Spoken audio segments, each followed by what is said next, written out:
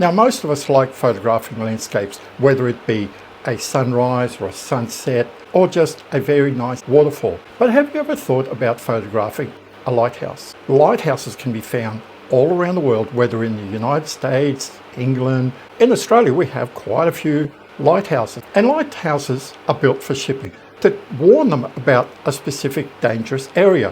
Where they're situated is normally jutting out to sea. This big headland here, keep well away from it. That's what lighthouses are built for. Today I want to show you some examples of how I've photographed lighthouses. And you might think that photographing a lighthouse is easy. It's not, because lighthouses are situated in a very isolated area. They don't build lighthouses where there's a lot of lights around, because they want the ships to see this light very clearly out to sea. So they're not going to have a lot of lights around a lighthouse. So they're isolated. And being isolated means that your compositions are very restricted. And the design also means that the way you photograph them is very restricted as well. Now, I've photographed lighthouses mainly during the day. A lot of time with just blue skies, sometimes in the midday sun. And I want to show you that with a bit of photo editing as well, you can have your lighthouse photos looking fairly reasonable and good enough to display on social media. And wait till you see the last one, because the last one, all my ducks fell in a row. Everything worked out perfectly, but that's not often the case, because many times we've traveled to photograph these lighthouses. So the time of the day that I've photographed lighthouses may not have been the best time of the day, but I've still walked away with some very nice photos. Let's get into it, and I'll show you how I've photographed lighthouses, and I'll give you some compositional tips on getting the best photos when you want to photograph a lighthouse. This is the Byron Bay Lighthouse. This photo was taken about 2 o'clock in the afternoon. It's very harsh sunlight. Byron Bay is situated in North New South Wales, and this headland is the most eastern part of Australia. Very popular for tourists. As you can see in this photo here, it stands on top of a huge cliff. Sometimes when we travel to these places, I'm there whatever time of the day I'm there, and I make do. This image here was only taken about 5 minutes after the first image, and with some photo editing, I've turned a very dull image taken in harsh sunlight into an image that looks very nice. So don't think that just because you're photographing your subject,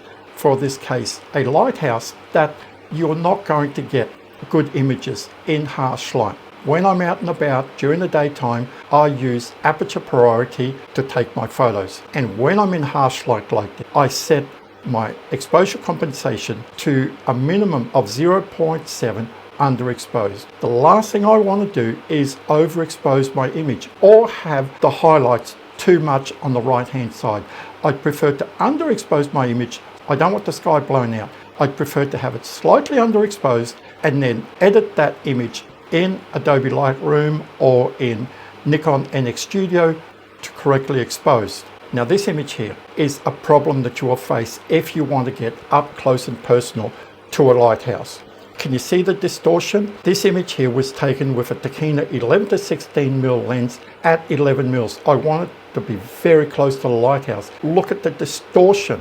I was right on the fence line because this lighthouse is on the edge of a cliff and there's a fence around the lighthouse. So this was the only way I could frame this image like this. I couldn't use any distortion control on this image because I would have just cut out parts of the lighthouse. So I just had to make do. And as I walked back down, I turned around and I looked and I go like, hey, I can't miss this shot. I've got the stairway leading up to the lighthouse on the left and the lighthouse placed right in the middle.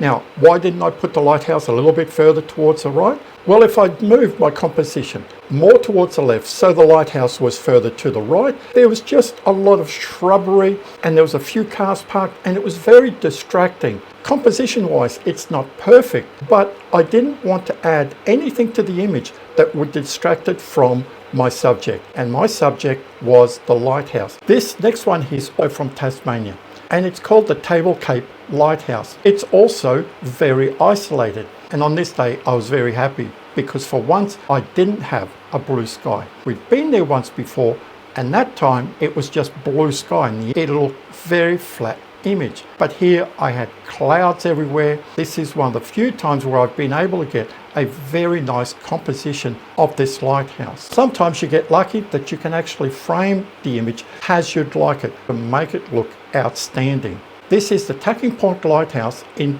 Port Macquarie. This is a place where a lot of people come, not just to see the lighthouse, but to see the whales as they migrate from the Southern Ocean all the way up to Hervey Bay for the females to have their young and then migrate down. We got there, it was about an hour before sunset, and we decided to chill out because I told my wife, sunset's not too far away. I want to take a couple of nice photos of the lighthouse with sunset. Well, as the sun was getting low, on the western horizon, there was just no cloud. But my wife, I said, we've got clear skies. I'm pretty sure I'm going to be able to photograph the Venus Belt behind the lighthouse. And if you don't know what the Venus Belt is, you can see it in this image here. This is a very bluish purplish line with an orangey red just above it. This image was taken in June and it was only this bright for about 7-8 minutes and then it just faded away. As it faded, I quickly took a panorama of this area, but I was using an ultra wide angle lens because I had to be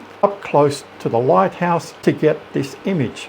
And this is a problem with photographing lighthouses if you've got an ultra wide angle lens, because you've got to be very careful about distortions. The image of the Byron Bay Lighthouse that you can see here was taken with an ultra wide angle lens, and then these two images were also taken with these images of the Tacking Point Lighthouse at Port Macquarie were also taken with an ultra wide angle lens. All the rest of the images were just taken with kit lenses. So don't think that you need an ultra wide angle lens to take photos of lighthouses, because the closer you get with an ultra wide angle lens, the more distortion you're going to get. So you can see that photographing lighthouses can be a challenge, but it also can be a fun thing, saying, well, I'm going to challenge myself. I know that composition wise, I'm going to be restricted, but I'm going to try to do my best to come up with a unique way of photographing this lighthouse. Remember, photography is a personal thing. People might say, well, I don't like it like that. I would have preferred that you'd taken a photo that way. That's their opinion. When we're photographing, who are we photographing for? We're photographing for ourselves, for our own desires, the way we want to photograph something. And that is how I take my photos. This is how I take all these lighthouse photos, the way I wanted to. Hope this video has given you some ideas on photographing lighthouses. If you like the video, give it a big thumbs up. Stay safe, enjoy photography, no matter what type of photography you do, and I'll see you next time.